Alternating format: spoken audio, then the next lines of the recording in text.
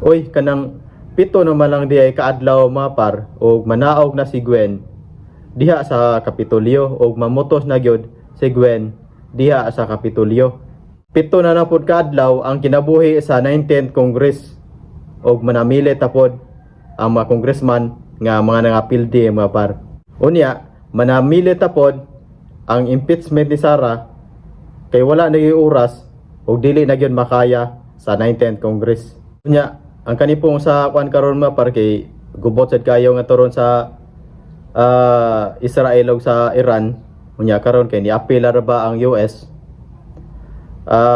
Gimubahan sa US ang nuclear site sa Iran mga par.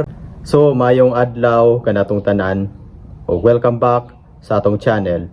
Ug daghan kayong salamat mga par sa inyong pagsuporta ug sa inyong pag-subscribe sa akong channel. Ug sa ako ang mga viewers nga wala pa naka-subscribe, palihog og subscribe mga par para ma-update mo sa atong mga i-upload nga mga video reaction. Uy, kanang pito naman lang di ay kaadlaw mga par og manaog na si Gwen diha sa Kapitolyo og mamotos na gyud si Gwen diha sa Kapitolyo. Pito na pud kaadlaw ang kinabuhi sa 19th Congress og manamili ta pod ang mga congressman nga mga nangapildi mga par. Unya, manamili ta pod ang impeachment ni Sara kay wala na gyud oras og dili na gyud makaya sa 19th Congress.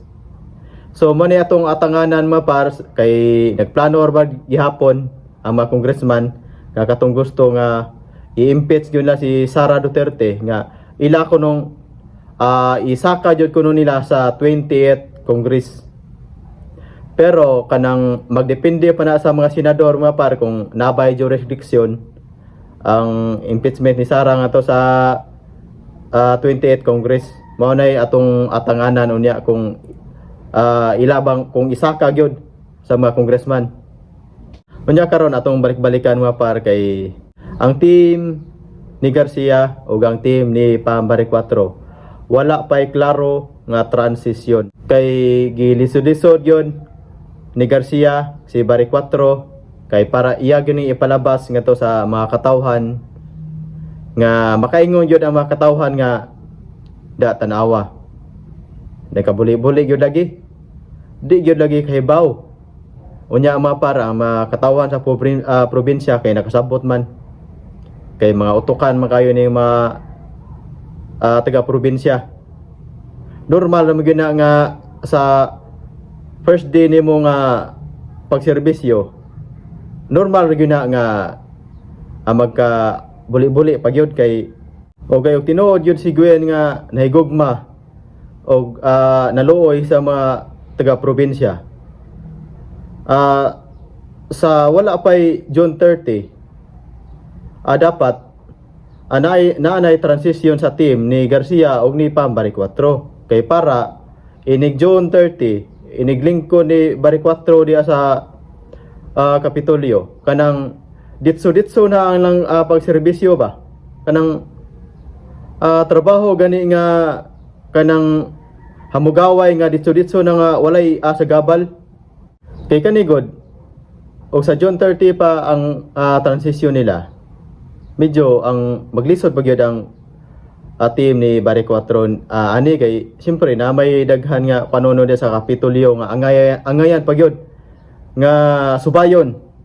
Unya kay karon kay wala pa may transition ang team ni Garcia o ni Bari 4. So normal ra gyud na mga par kay gusto mo gyud ni Garcia nga magkalisod gyud si Bari 4. Nya kay mga tao nakasabot man mga utukan man kayo ning mga taga-probinsya.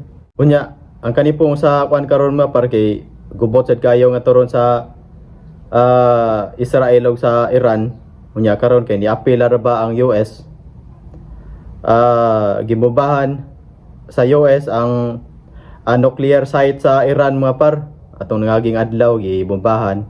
Unya kanang medyo apektado kita ni dili ta apektado mapa sa giyera pero apektado ta sa mga ubang mga supply kay magkanihit naman unya Ilabi na gining supply nato sa lana nga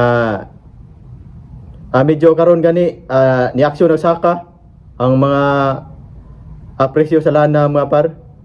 Kaning kagubot sa Iran ug Israel kay niapil naman ang US.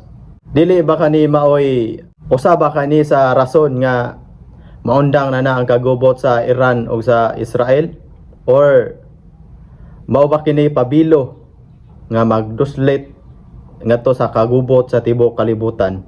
Wala ta kibaw mga par kay gipanagna ni sa mga katigwangan sa una nga naagay World War 3. Posible gina nga mahitabo mga par. Pero manginaot ang mga par nga dili intaw ni mahitabo kaning gipanagna sa mga katigwangan nga mahitabo gyud ang World War 3. Kay looy kayo ta mga par. Kay looy kayo ang Pilipinas nga simbako intawon kung maapil sa gera. So daghan kayong salamat mga par sa inyong pagsuporta sa akong channel. Unya, palihog kog subscribe mga par para ma-update mo sa atong mga i-upload nga mga video.